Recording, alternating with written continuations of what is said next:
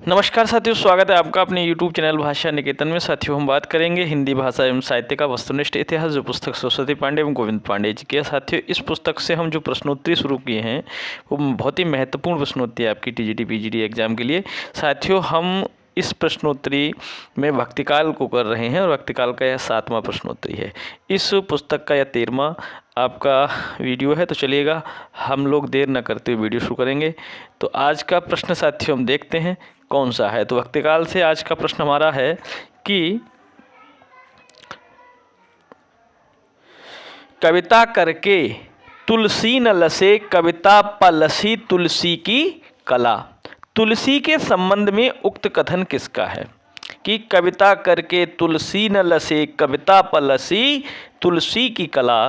तो साथियों, यह कथन तुलसी के लिए किसका है? अयोध्या सिंह उपाध्याय, और इनका जो निकनेम है हरिऔध करके है, हरिऔध।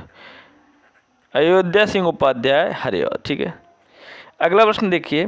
प्रश्न क्या ये कथन है और बताना है किसका है कि भाषा पद्य के स्वरूप को लेते हैं तो गोस्वामी जी के सामने कई शैलियाँ प्रचलित थीं, जिनमें से मुख्य हैं वीरगाथा काल की छप्पय पद्धति, विद्यापति और सूरदास की गीत पद्धति, गंग आदि भाटों की कवित्त सवैया पद्धति, कबीरदास की नीति संबंधी बानी की दोहा पद्धति जो से चली आती थी, और ईश्वरदास की दोहे चौपाई वाली प्रबंध पद्धति। इस प्रकार भाषा के दो रूप, अवधि और ब्रज, और रचना की 5 प्रमुख शैलियाँ साहित्य क्षेत्र में गोस्वामी को मिली। यह कथन किसका है? तो साथियों, यह कथन किसका है? आचार्य शुक्ल का कथन है। आचार्य रामचंद्र शुक्ल का कथन है। ठीक है, आचार्य रामचंद्र शुक्ल। चलिए देखते हैं।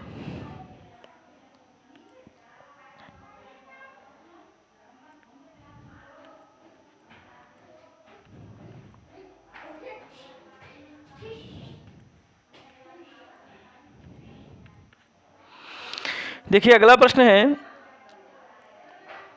गोस्वामी तुलसीदास के समकालीन राम भक्त कवि कौन है जिनका जन्म अनुमानतः 1570 के आसपास हुआ था? तो बताइएगा कौन है। तो देखिए, नाभादास जी की बात करें तो नाभादास जी जो है, नाभादास, ठीक है, नाभादास जी जो हैं वो गोस्वामी तुलसीदास जी के समकालीन हैं, और इनके जन्म कब हुआ है? 1570 के आसपास। किसने हिंदी में भक्तमाल की परंपरा का सूत्रपात किया?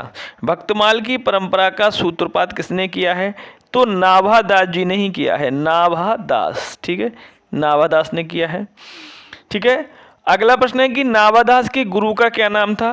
तो नाभादास के गुरु थे अग्रदास। कौन थे?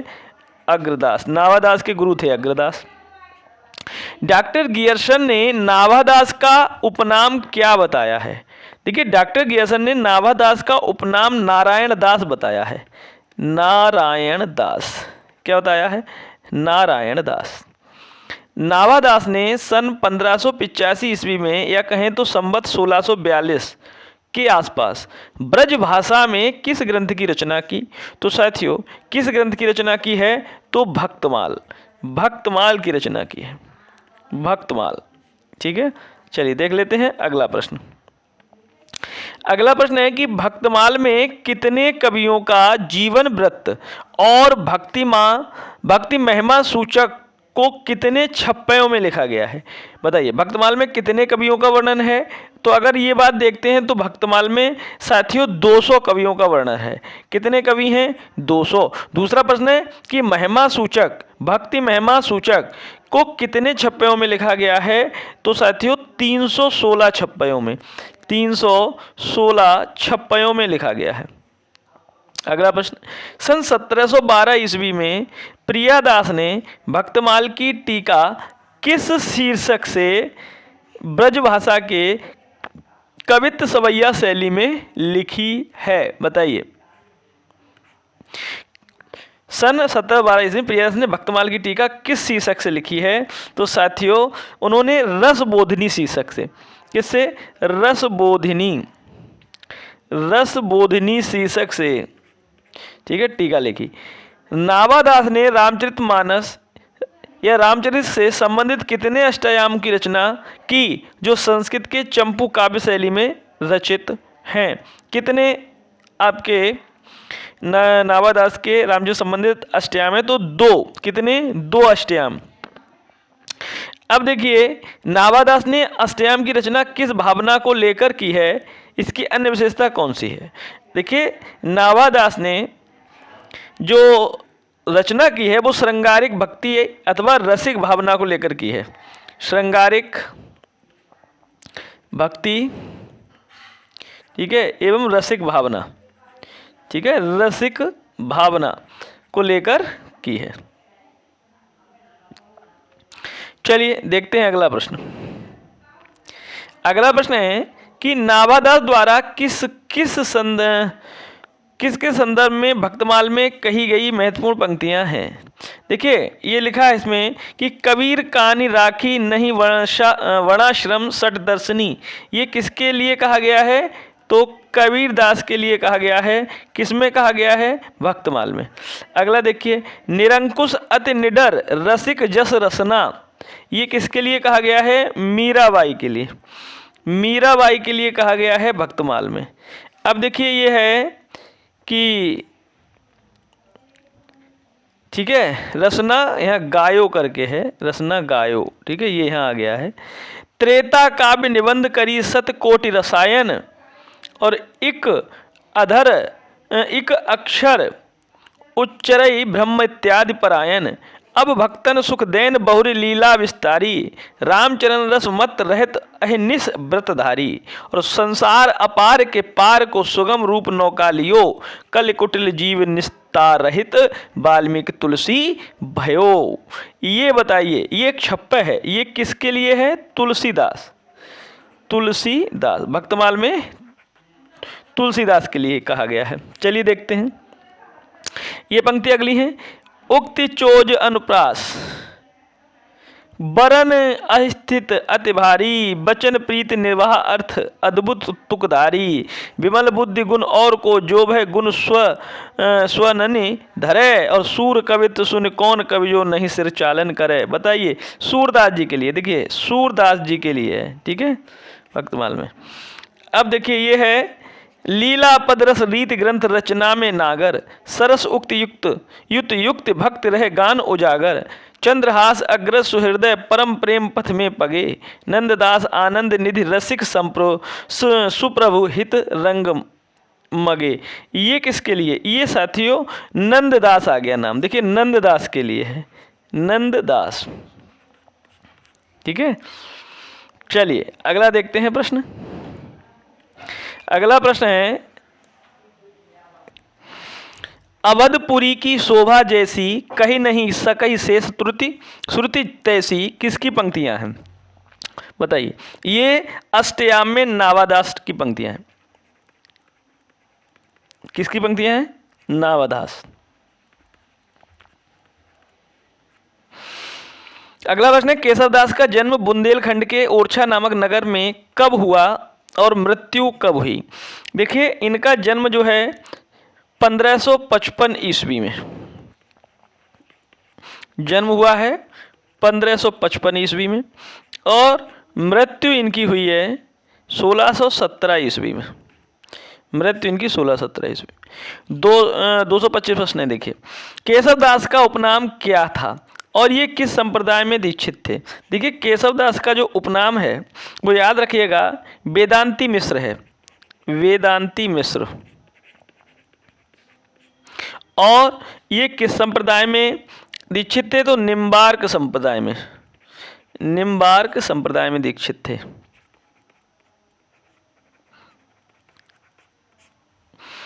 केशवदास किसके गुरु और राजाश्रित कवि थे? तो साथियों केशवदास किसके गुरु और राजाश्रित कवि थे? तो केशवदास जो थे याद रखना ओरछा नरेश महाराजा राम सिंह के भाई इंद्रजीत के गुरु थे। इंद्रजीत, इंद्रजीत के गुरु थे और राजआश्रित कवि भी थे। केशवदास की रचनाओं का काल क्रमानुसार संक्षिप्त परिचय क्या है? तो चलिएगा देख लेते हैं साथियों।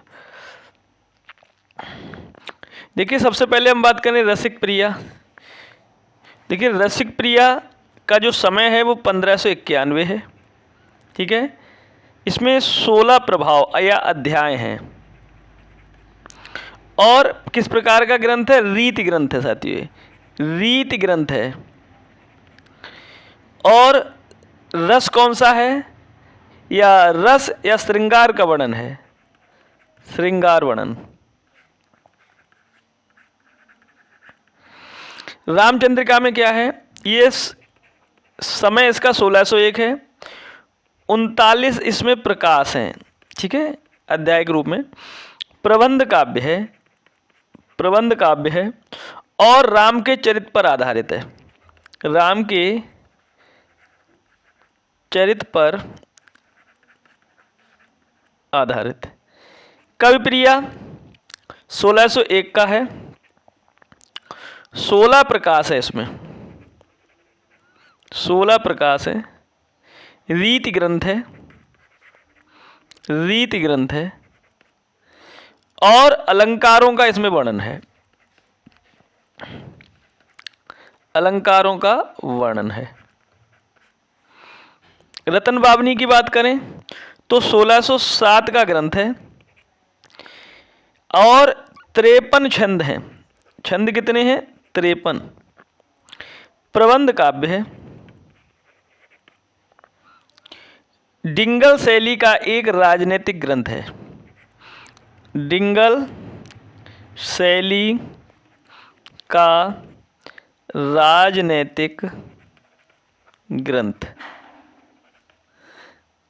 वीर सिंह देव की बात करते हैं तो साथियों, वीर सिंह देव चरित, यह साथियों कब का है? 1607 का, 1607 का। इसमें 33 प्रकाश हैं और यह भी प्रबंध काव्य है। वीर सिंह देव पर आधारित ऐतिहासिक ग्रंथ है, वीर सिंह देव पर आधारित।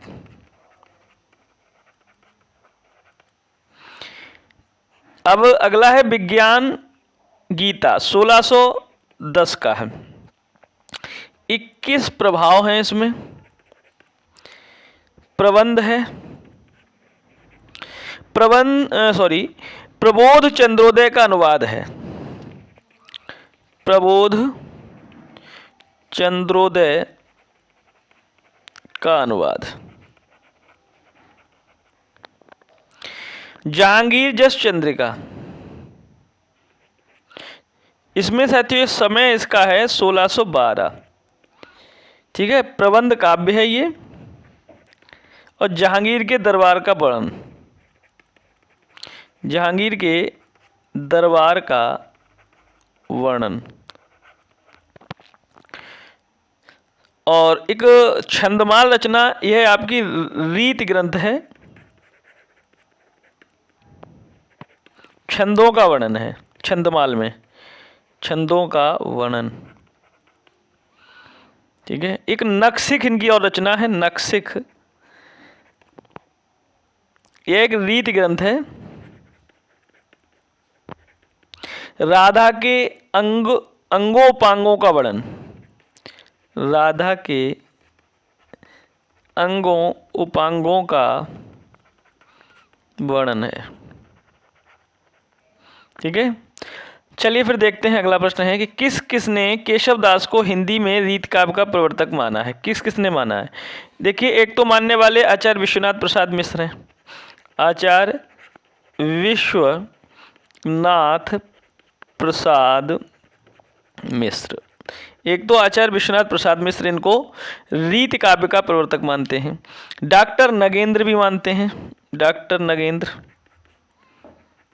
और कौन मानता है? गणपति चंद्र गुप्त, गणपति चंद्र गुप्त। ये लोग इनको क्या मानते हैं? केशवदास को रीति काव्य का प्रवर्तक। अगला प्रश्न है, काव्यप्रिया रीति ग्रंथ की रचना किस लिए की गई थी? तो इसकी रचना इंद्रजीत सिंह की एकनिष्ठ प्रेमिका इंद्रजीत सिंह की एकनिष्ठ प्रेमिका गणिका है ना, जो क्या थी, गणिका माने वैश्या, प्रवीण राय इसको शिक्षा देने के लिए की गई थी, शिक्षा देने हेतु।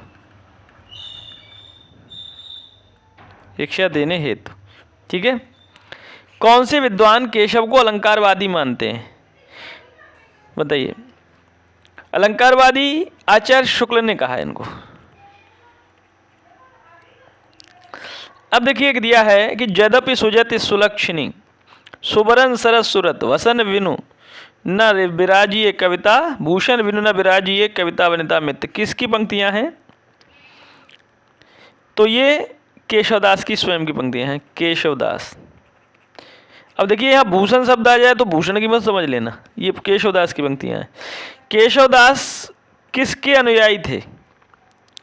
तो ये भामा, दंडी और उद्भट इनके अनुयायी थे। ठीक है। गुमान कवि ने रामचंद्रिका की प्रतिस्पर्धा में कौन सी रचना लिखी? रामचंद्रिका, देखिए तुलसीदास की रामचरितमानस की प्रतिस्पर्धा में केशवदास जी ने रामचंद्रिका लिखी, और रामचंद्रिका की प्रतिस्पर्धा में गुमान कवि ने किस रचना की है? तो कृष्णचंद्रिका।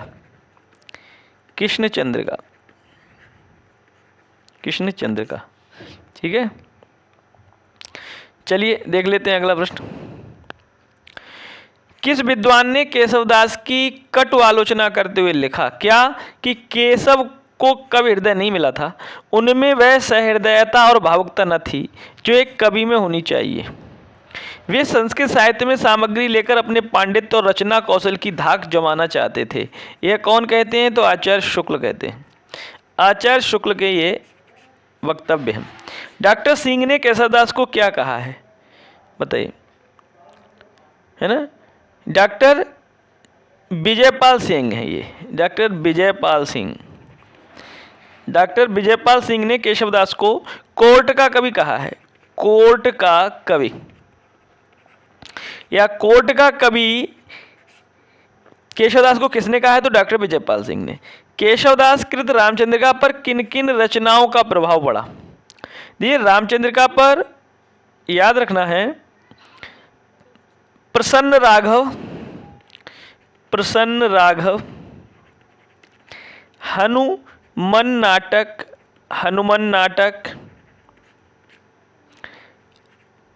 अनर्घ राघव,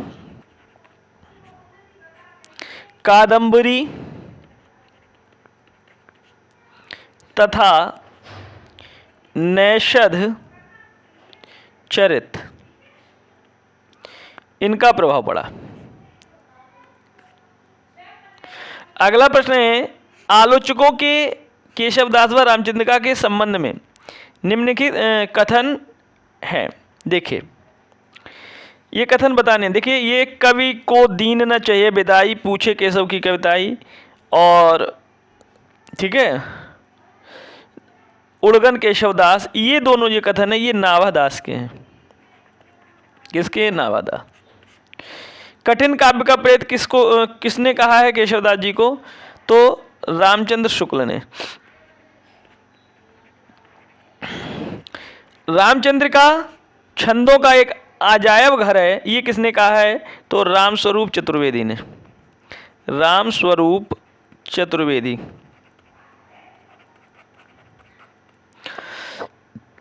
अगला प्रश्न, सेनापति का जन्म कब हुआ व इनके गुरु का क्या नाम था? तो सेनापति का जन्म 1589 ईस्वी में। और इनके गुरु कौन थे भैया? इनके जो गुरु थे वो थे हीरामणि दीक्षित, ये गुरु थे। हीरामणि दीक्षित गुरु। सेनापति द्वारा रचित ग्रंथ कौन से हैं? तो सेनापति ने एक तो लिखा है कवित्त रत्नाकर, कवित्त रत्नाकर,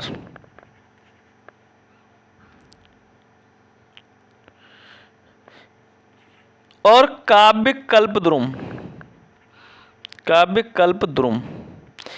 देखिए अगर हम बात करें कवित्त रत्नाकर, इसमें 5 तरंग और 394 छंद हैं, इसमें 394 छंद हैं कवित्त रत्नाकर में। और राम कथा का वर्णन है, इसी में राम कथा का वर्णन है। अब काव्य कल्पद्रुम में क्या है? यह एक रीति ग्रंथ है, रीति ग्रंथ। ठीक है, अगला प्रश्न है, ये बड़े ही सहृदय कवि थे, ऋतुवर्णन तो इनके जैसा और किसी श्रृंगारी कवि ने नहीं किया, किसके संदर्भ में किसका कथन है? तो साथियों याद रखना है, आचार्य शुक्ल ने यह किसके संदर्भ में कहा है? सेनापति के संदर्भ में। तो सेनापति के संदर्भ में किसका? आचार्य शुक्ल का कथन,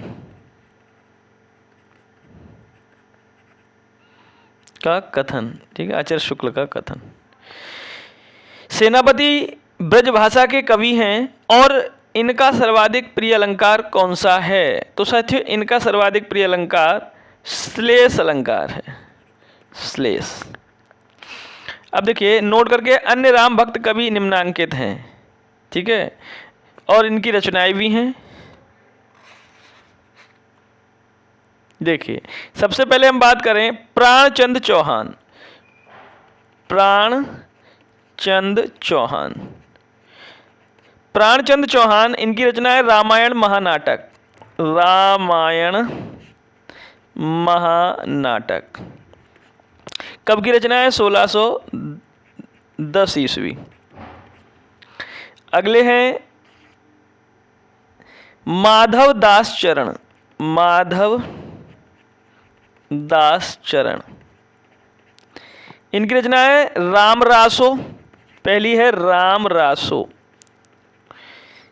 कब की है? 1618। दूसरी है अध्यात्म रामायण, अध्यात्म रामायण, ये 1624 की ईस्वी है, ठीक है, ये 1624 ईस्वी की है। चलिए यहाँ देख लेते हैं अगले जो रचनाकार हैं, रचनाकार और रचना। अगले जो है हृदय राम, हृदय राम। इनकी रचना है हनुमान नाटक, हनुमान नाटक, ठीक है, 1623। अगले हैं रायमल्ल पांडे, रायमल्ल पांडे। इनकी रचना है हनुमान चरित, हनुमत चरित, 1639 ईस्वी की। अगले हैं नरहरि बारहट, नरहरि बारहट। ये पौरुषेय रामायण है। लालदास, लालदास। इनकी रचना अवध विलास है, 1643 ईस्वी की।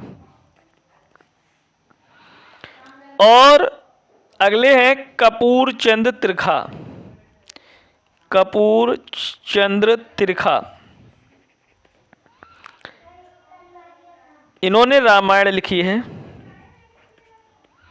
1646 ईस्वी में, ठीक है।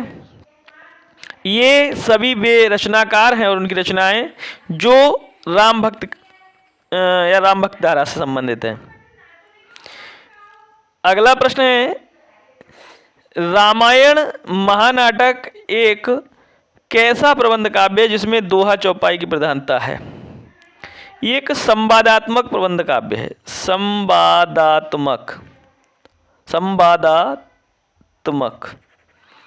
ठीक है।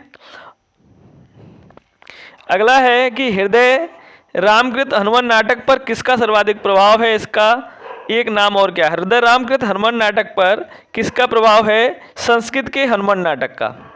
संस्कृत के हनुमान नाटक का। और इसका दूसरा नाम क्या है? तो रामगीत। दूसरा नाम अगर कहें और नाम क्या है? तो रामगीत। पौरुषेय रामायण नरहरि कृत किस विशाल ग्रंथ का एक अंश है? यह चतुर्विंशति अवतार चरित, चतुर्विंशति अवतार चरित, इस ग्रंथ का एक अंश माना जाता है पौरुषेय रामायण। कपूरचंद त्रिखाकृत रामायण किस लिपि में, लिपि बतानी है, लिखी 165 छंदों की ब्रजभाषा कृति है? इसकी लिपि है गुरुमुखी, गुरुमुखी लिपि में, ठीक है, याद रखिए। तो साथियों आज का हमारा सेशन इतना ही रहेगा। तो कैसा लगा आपको सेशन आज का हमारा क्लास, तो उसको कमेंट सेक्शन में लिखें, ठीक है साथियों। और बात रहती है कि कुछ हमारे जो साथी लोगों में कह रहे हैं कि प्लेलिस्ट, तो साथियों प्लेलिस्ट आपकी तैयार है और वो शुरू से ही मैंने बना दी थी। आप प्लेलिस्ट को देखिए, और नहीं आप देखना चाहते हैं प्लेलिस्ट इधर उधर, तो आप डिस्क्रिप्शन में देखिए, ठीक है। डिस्क्रिप्शन में आप देखेंगे तो वहाँ आपको प्लेलिस्ट मिलेगी, वहाँ से आप सारी वीडियो अब तक की हैं जो सारे देख कर सकते हैं।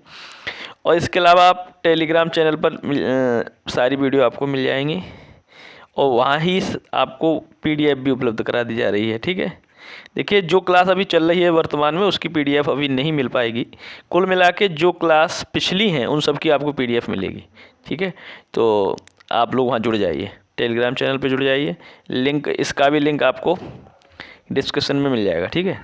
तो साथियों आप लोग चैनल को सब्सक्राइब कर लीजिए, सब्सक्राइब कर लीजिए, ठीक है। देखिए आपको जैसा आपने शुरुआत में इस सीरीज़ के लिए, श्रृंखला के लिए जो प्यार दिखाया है ना, वो अब नहीं दिखा पा रहे हैं आप लोग, अब देखिएगा, है ना। तो कुल मिला के आप लोग साथ देंगे तभी ये सब संभव है ना, क्योंकि आप लोगों के लिए लगे हैं, और जितना समय मिलता है उसके बाद हम ऐसा करते हैं, क्योंकि हमारी भी अपनी जॉब है और सब चीज़ देखना पड़ता है। तो आप लोग भी साथ दें, ठीक है। फिर मिलते हैं अगले वीडियो में, तब तक के लिए नमस्कार, धन्यवाद।